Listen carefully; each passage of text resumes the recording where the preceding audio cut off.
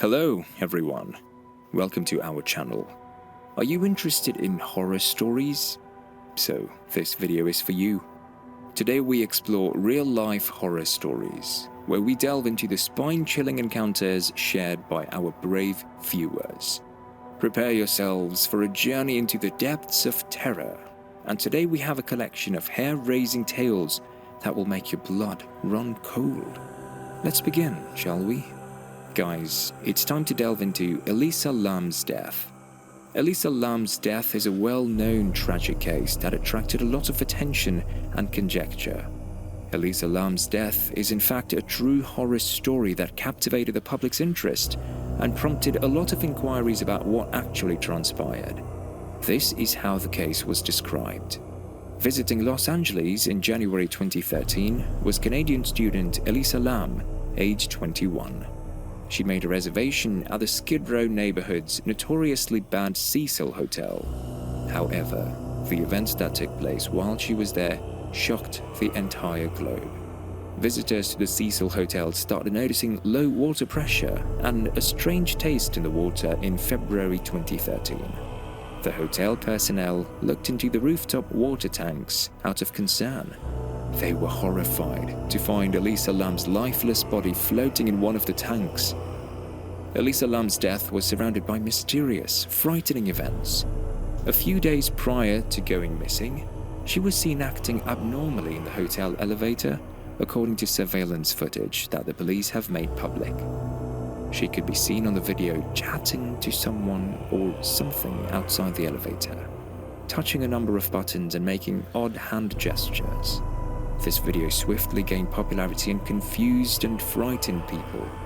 As experts tried to figure out how Elisa Lam wound up in the rooftop water tank, the story grew more complex. She wasn't sure if she could have climbed into the tank. The hatch was very heavy and required a ladder to open. Investigators are baffled as to how she died because her corpse showed no evidence of violence or foul play. Around Elisa Lam's passing, rumors and conspiracies started to spread. Some claimed that she was possessed or conversing with a supernatural being, implying that supernatural forces were at work. Others hypothesized that the hotel's seedy past and connections to notorious people contributed to her demise. Elisa Lam's unintentional drowning was ultimately found to be the cause of death, with her bipolar condition being identified as a contributing factor. Her mental health issues were thought to be the cause of her strange conduct captured on camera in the elevator.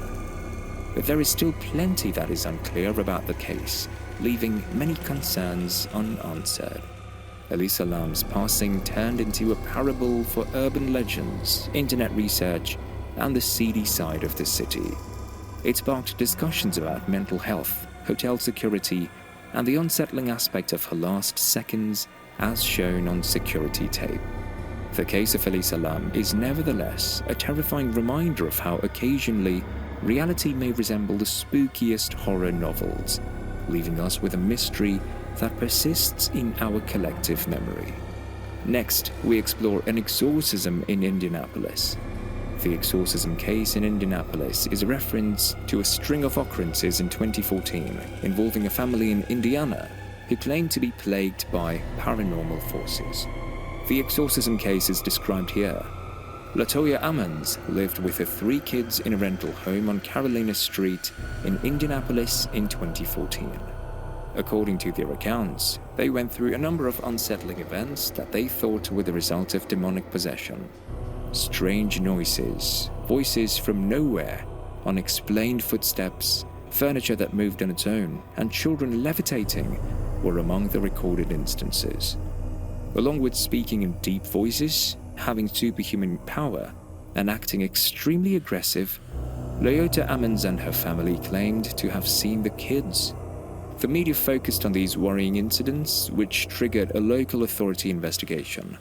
In an effort to comprehend the problem and find a solution, a police captain, a caseworker from the Department of Child Services, and even medical experts became involved. When the Indianapolis Star, a local newspaper, published an article describing the family's experiences, the case received widespread notice. This caught the attention of paranormal researchers and religious leaders who wanted to help and look into potential otherworldly answers. Father Michael Maginot, a Catholic priest, was one of the main players in the case. He performed several exorcisms on the family, and throughout the rituals he claimed to have seen the kids speaking in multiple voices and acting strangely. There was skepticism, as well as interest around the exorcisms carried out by the Ammons family. Others thought the family was actually oppressed by demons, while some rejected the incidences as hoax or the result of psychological problems. The situation finally got to the point where it attracted interest from outside Indiana. Even in 2019, the horror movie The Possession of Hannah Grace, which is partially based on the experiences of the Ammons family, was inspired by the incidents. It's crucial to remember that the exorcism case in Indianapolis is still hotly contested and under discussion.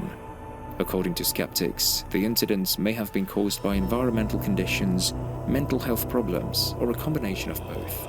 Some people still hold on to the notion that paranormal factors were at work. When the Ammons family left the home on Carolina Street, the paranormal activities that had been happening there ceased to occur. The story serves as a spooky reminder of the difficulties surrounding accusations of demonic possession and the pervasive obsession with the paranormal in popular culture. Our final exploration is Axe Murder House. Usually when the phrase Axe Murder House is used, it refers to the renowned Villisca Axe Murder House in Villisca, Iowa. Here are some details regarding the residence and the tragic incidents connected to it. The horrible occurrence that took place on June 10, 1912, gave rise to the Villisca Axe Murder House's renown. Josiah Moore, his wife Sarah, their 4 children, and 2 young visitors were brutally killed inside their home that terrible night. A neighbor found the 8 victims' lifeless bodies the following morning.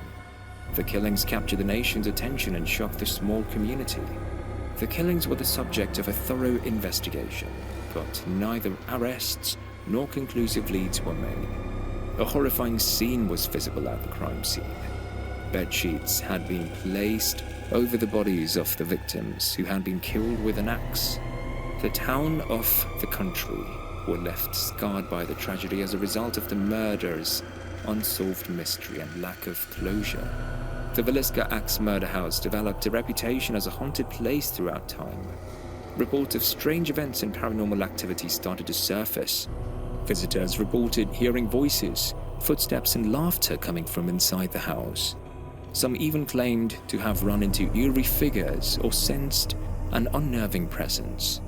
The home itself turned into a popular tourist destination, luring thrill seekers and those interested in the paranormal to its sinister past. It's been the focus of investigations by paranormal investigators and supernatural phenomena-focused television programs.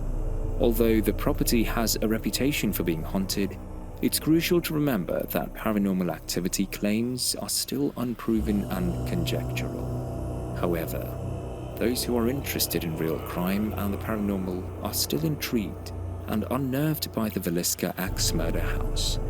For those who are brave enough to delve into its frightening past and the mysteries that still surround it, the Villisca Axe Murder House now stands as a historical landmark and offers guided tours and overnight stays.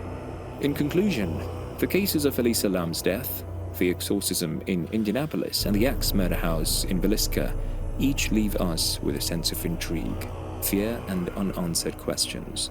The mysterious death of Elisa Lam continues to captivate the public's interest.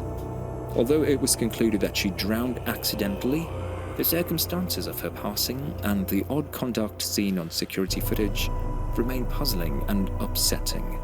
The story serves as a reminder of the uncanny way in which actual incidents can mimic the most terrifying horror tales. Both doubt and curiosity surround the exorcism case involving the Ammons family in Indianapolis.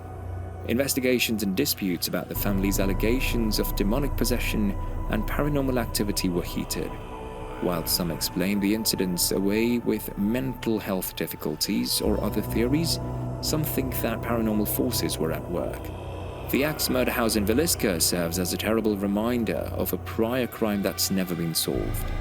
Even today, curious onlookers are still intrigued and frightened by the heinous killings of the Moore family and their guests. Terror is increased by the purported paranormal activity in the house, but it's crucial to view such reports with skepticism. Thanks for watching. We hope this video has brought you valuable insight and information, so don't forget to like, comment, share, subscribe and click the bell icon.